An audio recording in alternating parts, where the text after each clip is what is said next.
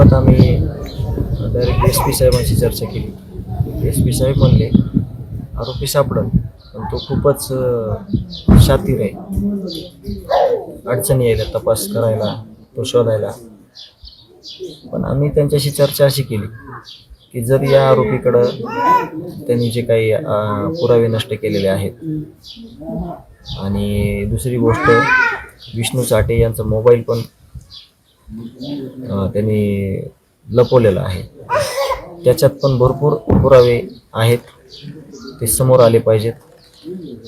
त्यांच्यावर फक्त पुरावा नष्ट केलेला गुन्हा दाखल करून आमचा काही उपयोग होणार नाही, त्याच्यातले गुन्हे बाहेर आले पाहिजेत.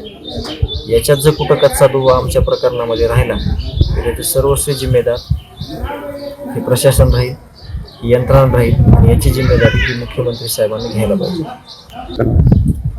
या न्यायाच्या प्रक्रियेमध्ये प्रत्येक लोकप्रतिनिधी, सामाजिक कार्यकर्ते, विविध स्तरातील लोक, सर्व जाती धर्मातील लोक या न्यायाच्या लढाईत आहेत. यांच्याकडं ज्या ज्या गोष्टी आहेत त्या प्रामाणिकपणे ते यंत्रणेकडे द्यायचा प्रयत्न करत आहेत. त्यावर त्यांनी गंभीर दखल घेतली पाहिजे.